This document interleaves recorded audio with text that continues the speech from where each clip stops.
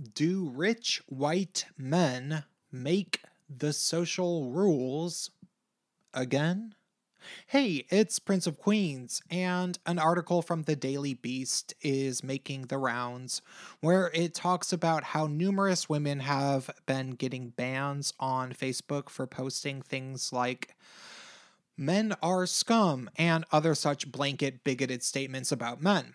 Tim Pool mentioned in a recent video something that I had to Google for myself, which is that Facebook apparently considers it hate speech to talk disparagingly about white men, but not black children, for some reason. I looked up this quiz that Facebook apparently gives to employees who are applying, and I couldn't find anything that debunks it. So I think it's true. Maybe? I guess, according to some technicality that I don't really understand myself, grown men are considered people that you shouldn't be allowed to be bigoted against, and yet children are, and that's the difference. Maybe because so many people hate kids? I don't know, but it seems pretty arbitrary to me, honestly. But then again, let's look at this with a dash of perspective. Over the past 5 years, we've all gotten a huge section of mainstream pop cultural commentary that has been relentless allegations of feminists saying that misandry isn't a thing and people trying to cram down the notion down everybody's throats that allegedly white people cannot experience racism. That was rather arbitrary as well, of course, because it was plainly evident that the very same people who were trying to explain that these forms of hatred either cannot exist or somehow magically don't count when they do exist, these same people who were saying this also very clearly generally exhibited these patterns of bigotry regularly. But of course, people listened to them and tried to be reasonable, because we actually live in one of the least bigoted nations in the entire world, aka America, the melting pot, where feminist gender politics has been thriving since the 1960s, and anti-racism has become an industry that is legitimized in academia and basically everywhere imaginable. You see, in the current year, the vast majority of Americans of any given majority group desperately don't want to be mean to members of minority groups. How did we get to this point? I'm not entirely sure, but the end result happened to be that white men, the majority of powerful people in our nation, started both thinking it was generally uncool to pick on women and minorities, and enforcing rules against similar types of bigotry. Straight people even decided, for the most part, that they might as well be nice to us non-straight people and give us things like the right to marry. Really, it seems like members of majority groups decided to be nice to members of minority groups in the West over the past 50 years, maybe for the first time in recorded history. And then, of course, after that all happened, and we even elected our first black president in 2008, the social landscape seemed to be pretty cool for a number of years, at least in my social sphere. But then somebody or other seemingly decided to hand over all the power of social etiquette decision making to intersectional feminists, and everything changed. Seriously, it seemed like people were getting along all right for a while, but then all of a sudden, racial minority groups started complaining about microaggressions and how much they hate white people. Everybody became supposedly transphobic. Everybody became genderqueer, often even straight people, and lots of self-identified feminists started not just treating men like garbage, but basically bragging about it publicly like they were all supposed to be applauded for it. And of course, the whole time, this relentless bigotry from fourth wave intersectional feminists was encouraged by the mainstream, and people who objected were ignored and or smeared as delivering hate speech itself, or explained away by labeling the annoyance people had with it as white fragility or hashtag masculinity so fragile. And so then, Trump gets elected, as I predicted in 2015. And truthfully, well, I definitely think that he was elected more so due to the heinousness of his competition in Hillary Clinton and the Democratic Party, and not some sort of white male backlash like many people seem to want to believe. I will say it kind of seems like something happened culturally that I feel I can best describe in a completely fictional skit. So let me get this straight. I'm supposed to pretend I have a problem with white people despite the fact that my husband is white because it gets you votes? Yeah, and it gets you a bunch of money.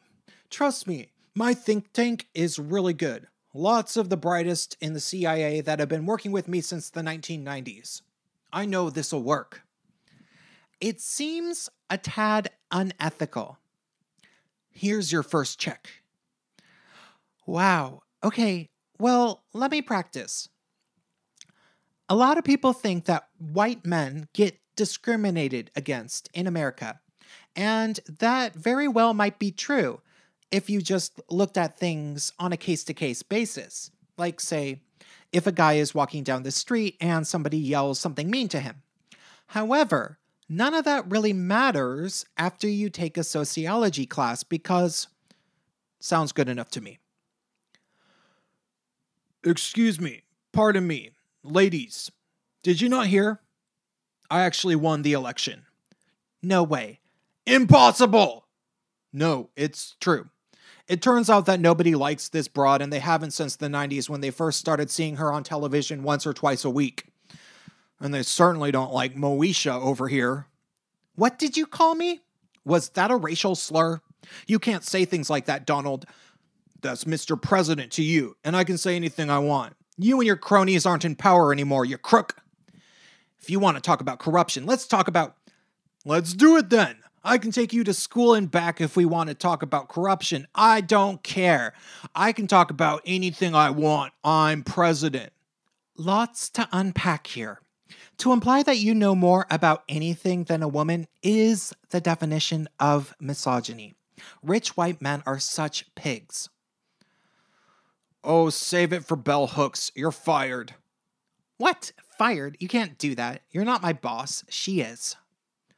I can, and I did. I own MTV now. It's government property anyway, and has been since the late 90s. Get out of here, Laura Winslow. Ah! You keep digging yourself deeper with these racist remarks. You're going to be real sorry when you're impeached and some real gangsters take care of your ass. You think I'm scared of you? I had all your guys ice-picked as soon as they closed the polls. I call your bluff, Orange Man. You can believe me or not, you old tired bird, but I make the rules now. And one of those rules is that you cannot make fun of the color of my skin. Yes, she can. It doesn't matter if we make fun of you. You hold institutional power. Exactly. I hold the institutional power, so I make the rules. No, that's not how this was supposed to happen. Men hold institutional power, so women deserve a shot. That means it's my turn this time. No, it doesn't. That means that people felt sorry for black people, so they voted for Obama, but they never were going to feel sorry enough for rich white women to vote for this tired-ass pantsuit. But anyway, now that I'm in charge, there's going to be some new rules. Oh, like what? Well, I was talking to my buddy Zuck down at Facebook. Good guy, you know. He and I decided we were sick of being trash-talked for being rich and white and men. So we changed the rules. What did you change them to? Guess, Shanae. Really, though, I'm sorry, but I can't be the only person who is starting to think to themselves that white men historically held the majority of power in our nation, eventually largely did everything they could not to be bigoted, at least to not be considered bigoted by the masses. And then, when a black guy was president and everybody said it still wasn't good enough, finally, white men eventually are saying, okay, despite the fact that we thought that we were pretty fair rulers, we decided to let you intersectional feminists have supreme authority when defining the rules of social etiquette, because you guilted us into it for 30 years. But then it turned out that you're just a bunch of cunts who actually did not treat others the way that you expected to be treated once you got into power. We regret our decision and will never let it happen again. I mean, I know that is taking things a bit too far just for the sake of humor, but it does kind of seem like a bit of that might be going on. I guess now we all have to play the waiting game regarding how the future will unfold. Will this get worse, as white people will be drawn to the alt-right and white nationalism will become a big deal, and a big pile of bigotry from white men will become normalized and mainstream again, as opposed to the alt-right just being some internet obscurity and left-wing media boogeyman in the way that it is now? Or will people finally realize, now that white guys are making themselves into a protected class, just how annoying identity politics really are? And maybe another 15 years will go by without everybody talking about this stuff non-stop. I'm not entirely sure, but BuzzFeed apparently just laid off 8% of their staff. Cracked is apparently dying completely. And when was the last time Kat Black uploaded a video on her main channel? Perhaps the SJW wave has crashed, and now the water is quickly flowing back into the ocean. That's all I have to say for this video.